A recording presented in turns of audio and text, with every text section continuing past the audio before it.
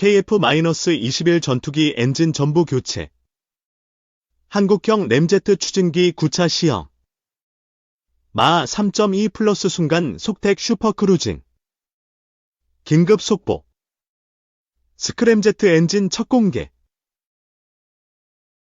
한 대를 팔면 중형차 1000대 수출을 뛰어넘는 부가가치를 낸다는 전투기.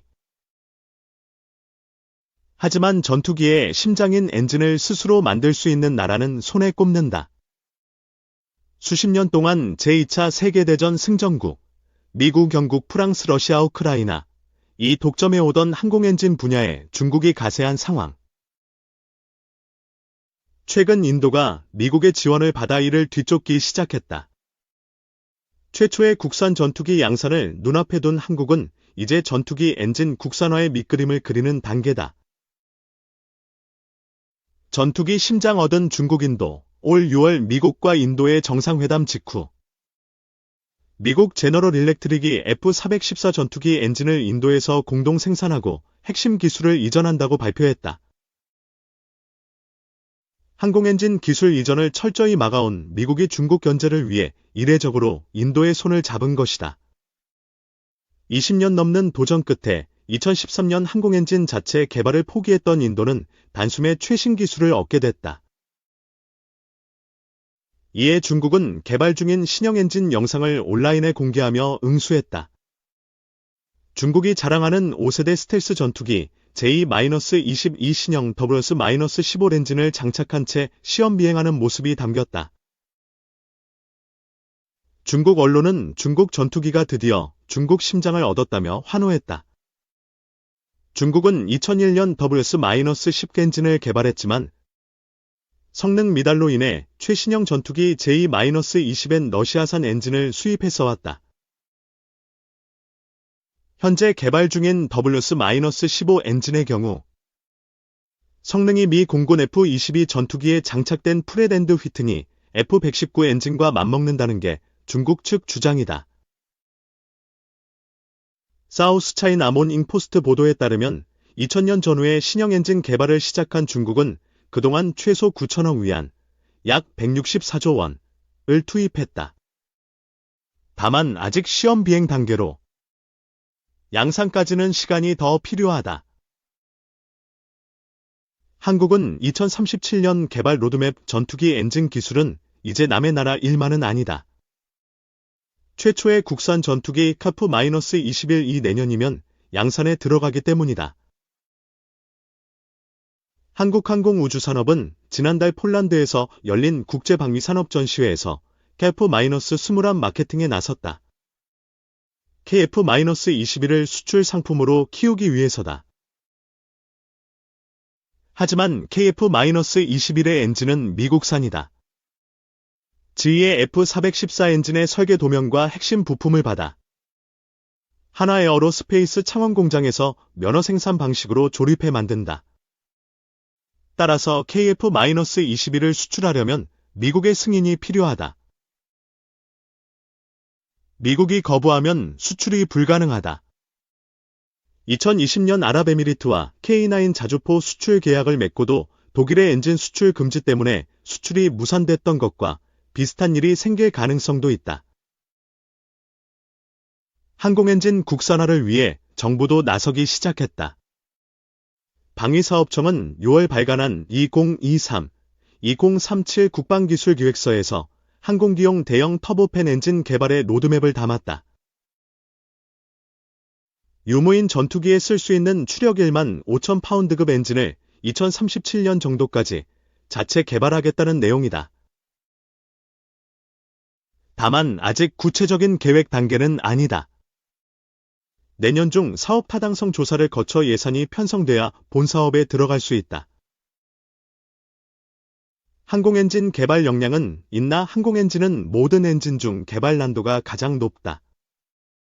엔진이 내뿜는 1500도 넘는 고온을 견디는 소재 기술부터 난관이다.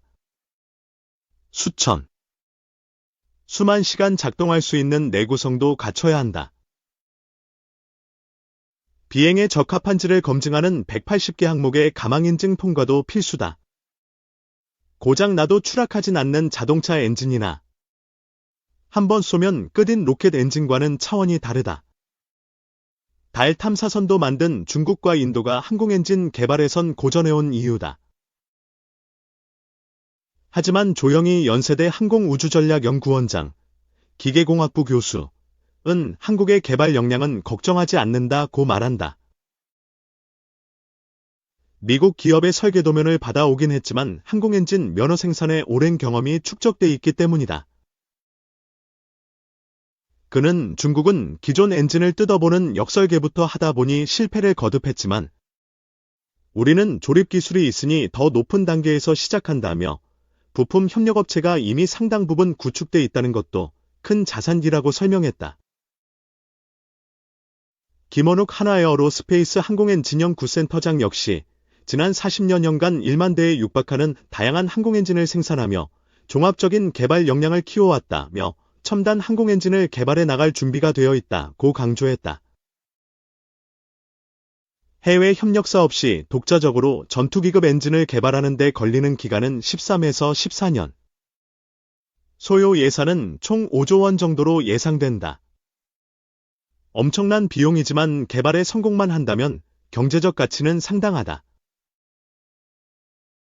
국방기술진흥연구소는 지난해 보고서에서 항공엔진 개발 이후 20년 동안 올릴 부가가치를 최소 9조 4천억 원으로 추정했다.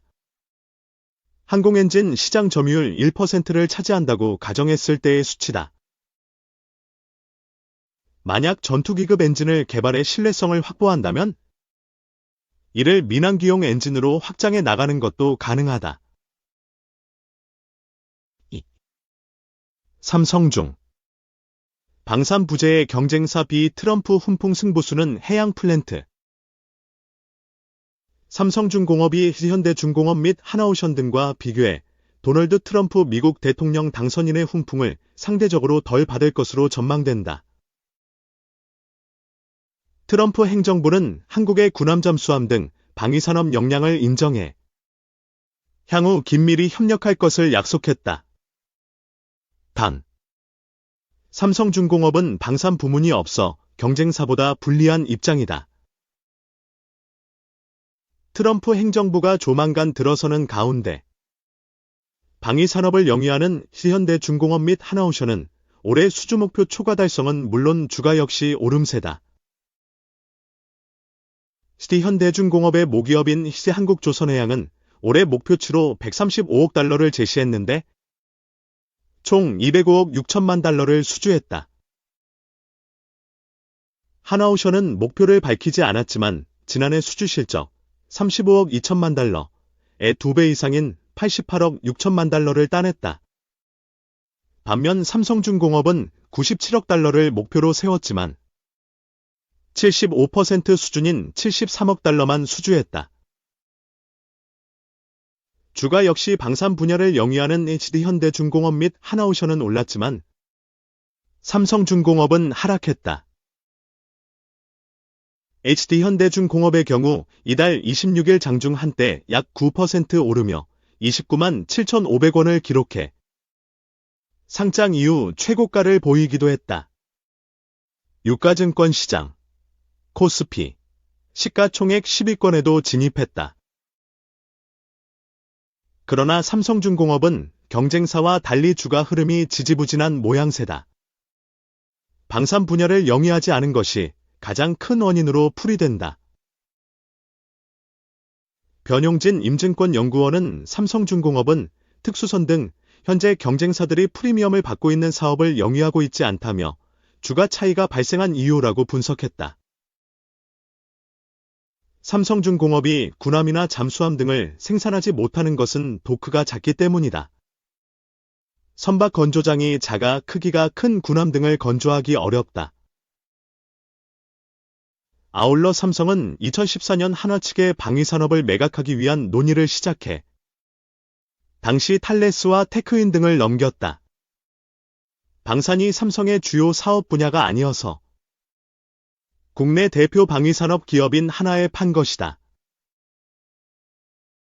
삼성중공업은 방산 부재의 아쉬움을 뒤로하고 특화 영역인 해양 플랜트에 집중한다는 방침이다. 특히 1기당 2조에서 3조 원 규모에 달하는 애플렌즈, 부유식 렌즈 시추 장비를 중심으로 일감 확보는 물론 수익성 개선에 집중한다. 조 바이든 행정부는 미국의 렌즈 수출 프로젝트 승인을 중단해 한동안 애플렌즈의 수요도 줄어든 바 있다. 하지만 화석 연료 친화 정책을 펴는 트럼프 당선인을 통해 현지 기업 등으로부터 애플렌즈 일감을 수주할 가능성이 있다. 삼성중공업 관계자는 내년부터 원유 공급 부족 우려가 커져 해상 유전 개발이 확대될 것으로 예상한다며 원유 생산 설비 및 FLNG에 대한 수요가 늘어날 것으로 보여 일감 확보에 최선을 다할 것이라고 말했다. 3. 임기 말 바이든 행정부 우크라이나 추가 군사 지원 발표. 퇴임을 코앞에 앞둔 조 바이든 미국 대통령이 30일 현지 시간 우크라이나 추가 군사 지원을 발표했다.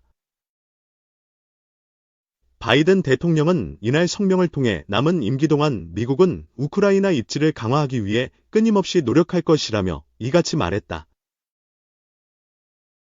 이번 우크라이나 안보 지원 패키지는 대통령 사용 권한, 피대를 통한 것으로 총 25억 달러 규모의 무기 지원이 포함됐다.